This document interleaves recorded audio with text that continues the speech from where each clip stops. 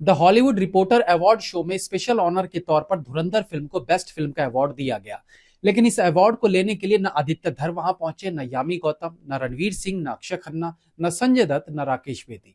Even धुरंधर film के set पर मंडराने वाला कुत्ता भी इस अवार्ड को लेने के लिए नहीं पहुंचा, और इसका कारण बहुत दिलचस्प था। हालांकि द हॉलीवुड रिपोर्टर नाम से बहुत से लोगों को अंदाजा लग गया होगा कि आखिर क्यों धुरंधर की टीम से एक भी शख्स उस अवार्ड को लेने नहीं पहुंचा।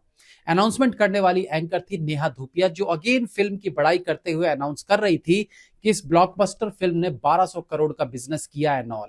लेकिन अंदर से तो उनके सीने पर भी सांप ही लौट रहे होंगे, क्योंकि अनुपमा चोपड़ा और नेहा धूपिया की आइडियोलॉजी में ज्यादा फर्क नहीं है। दोनों की आइडियोलॉजी में पाकिस्तान को नीचा दिखाती धुरंधर फिट नहीं बैठती है। लेकिन क्या करें, मजबूरी का नाम महात्मा गांधी। और ये महात्मा गांधी क्यों थी, मतलब ये मजबूरी क्यों थी, इसी पर हम आज बात करेंगे। तो 5 दिसंबर 2025 ठंड के दिन पूरे साल हिट फिल्मों के लिए तरसती बॉलीवुड ने जाते जाते धुरंधर नाम का आखिरी पासा फेंक दिया, जो थिएटर में रिलीज नहीं ब्लास्ट हुआ। रणवीर सिंह को एक नेवर सीन अवतार में देखा गया, तो वहीं अक्षय खन्ना तो महफिल ही लूट ले गए। राकेश बेदी, नवीन कौशिक और गौरव गेरा जैसे एक्टर्स का तो एक्टिंग में जैसे नया जन्म हुआ हो। संजय दत्त अपने अंदाज में दिखे, उन्हें घंटा फर्क नहीं पड़ता कि उनसे क्या करवा रहे हो, पैसे दो और वो रेडी। 19 साल की सारा अर्जुन चाइल्ड आर्टिस्ट से लीड एक्ट्रेस बन चुकी थी, और अर्जुन रामपाल का वायलेंट साइड सभी को भा गया। 3 घंटे से ऊपर की फिल्म जो नॉर्मली बॉलीवुड में बनती नहीं है, क्योंकि आज जैसी फिल्में बन रही है उसमें लोगों को आधा घंटा एंटरटेन करने में मेकर्स की नानी दादी याद आ जाती है। ऐसे में 3.5 घंटे तक कंटिन्यूअस लोगों को पल के झपकाने का मौका दिए बिना एक ऐसी फिल्म बनाई जिसका धुरंधर नाम एकदम सही रखा गया। अब फिल्म रिलीज हो गई, तब वो पहुंचती है अपने दूसरे पायदान पर, यानी फिल्म क्रिटिक्स के पास, जहां से ये अपनी अपनी राय देना शुरू करते हैं। अब रिव्यू के बारे में एक बात मैं हमेशा से कहता आया हूं कि अगर फिल्म मेकर एक अच्छी फिल्म बनाता है और रिव्यूअर नेगेटिव रिव्यू करता है, तो उस नेगेटिव रिव्यू का असर पहले 3 दिन रहेगा, लेकिन उसके बाद ऑडियंस फिल्म देखने टूट पड़ेगी। अगर फिल्म बुरी है और रिव्यू ने फेवर के तौर पर या फिल्म मेकर से पैसे लेकर फिल्म की तारीफ की है, तो भी उसका असर पहले 3 दिन ही रहेगा। उसके बाद फिल्म बुरी है तो चाहे कितना भी उसका पीआर किया गया होगा, लोग फिल्म देखने थिएटर में नहीं जाएंगे। अब बहुत सी ऐसी फिल्में भी होती है जहां रिव्यूअर का अपना अपना व्यू होता है।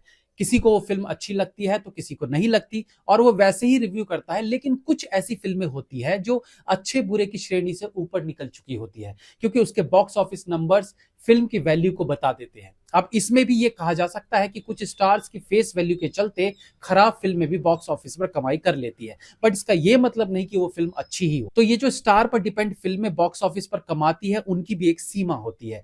आई गेस स्टार के नाम पर शायद किसी का भाई किसी का जानी एक ऐसी फिल्म थी जो फ्लॉप होने के बाद भी 300 करोड़ कमा गई। लेकिन जब सामने वाली फिल्म 1200 करोड़ पर जा पहुंची और उस फिल्म को आपने रिलीज वाले दिन घटिया फिल्म का दर्जा दे दिया हो, मतलब आपको ना तो फिल्म का ज्ञान है, और अगर है तो आपकी पॉलिटिकल आइडियोलॉजी आपके रिव्यू पर सवार है, और आप अपनी आइडियोलॉजी के हिसाब से फिल्म का रिव्यू करते हो। अनुपमा चोपड़ा ने धुरंधर के साथ वही किया। उन्होंने धुरंधर को न केवल वायलेंट खून खराबे वाली खराब फिल्म बताई, बल्कि इसे एंटी पाकिस्तानी फिल्म भी बता दिया। अब Anupama Chopra the Hollywood reporter company के लिए रिव्यू करती है। उनके रिव्यू इसी यूट्यूब चैनल पर आते हैं, इन्हीं की वेबसाइट पर भी आते हैं। और द हॉलीवुड रिपोर्टर के संस्थापक है डॉक्टर संजीव गोयनका। और धुरंधर फिल्म को लेकर संजीव गोयनका ने क्या ट्वीट किया था? Watched Dhurandhar and loved it, a hard-hitting narrative, stellar performance, and incredible craft. Ranveer delivers an authentic and powerful performance. Big kudos to Aditya Dhar and entire cast. Special mention to Akshay Khanna, who continues to win over Gen Z with that undeniable aura. Also great to see the songs trending as chartbusters. Congratulations to Saregama, excited for part 2. अब जब इनके आका ने इस तरह का tweet किया तो अनुपमा चोपड़ा के रिव्यू की कोई वैल्यू ही नहीं बची, और द हॉलीवुड रिपोर्टर चैनल से इनके रिव्यू को हटा दिया गया। और ये कोई छोटी मोटी बात नहीं है कि एक लेजेंड फिल्म क्रिटिक का तमगा लिए अनुपमा चोपड़ा की इस तरीके से इंसल्ट की गई।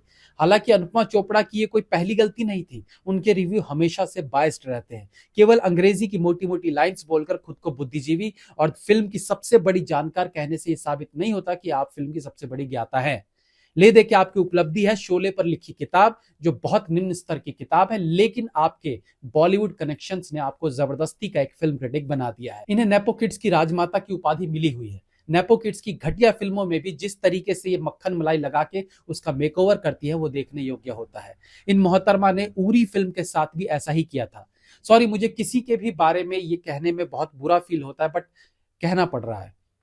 अब आप में से बहुत से लोग सोच रहे होंगे, तुम बताओ भाई, तुमने कौन सी फिल्म मेकिंग सीखी है?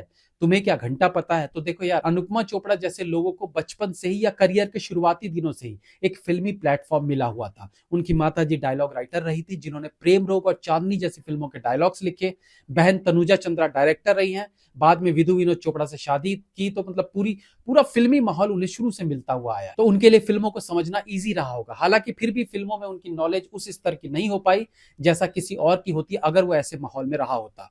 अब बात मेरे जैसे फिल्म क्रिटिक्स की करें तो मेरे खानदान में किसी को ये तक ठीक से नहीं पता था कि फिल्में मुंबई में बनती है। मेरे जैसे और फिल्म रिव्यू करने वालों में कोई वेटर का काम करते करते यहां तक पहुंचा है, कोई डबिंग आर्टिस्ट बनने की चाह में यहां तक पहुंचा है, किसी ने पैसा कमाने के मकसद से यूट्यूब पर रिव्यू करना शुरू किया।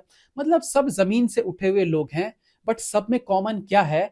फिल्मों के प्रति लगाव, फिल्मों से प्यार, फिल्मों के प्रति पैशन, और ये चीज आपको जल्दी नॉलेजेबल बनाती है।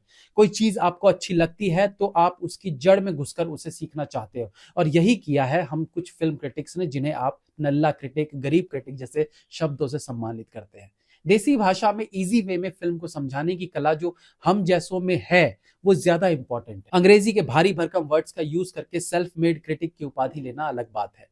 मैं बहाव में बह गया, एक्चुअली मुझे इतनी दूर नहीं निकलना था, टॉपिक से बहक गया हूं। तो खैर, अनुपमा जी का रिव्यू डिलीट कर दिया गया और अब द हॉलीवुड रिपोर्टर ने ही अवार्ड फंक्शन आयोजित किया, जिसमें खुद उन्होंने ही धुरंधर को बेस्ट फिल्म का अवार्ड दिया, जो अगेन अनुपमा चोपड़ा की एक और घनघोर बेइज्जती है। क्योंकि जिस कंपनी के लिए रिव्यू में उन्होंने धुरंधर को 1.5 स्टार दिया था, उसी कंपनी ने पहले उस रिव्यू को डिलीट करवाया, फिर उसी फिल्म को बेस्ट फिल्म का अवार्ड दिया।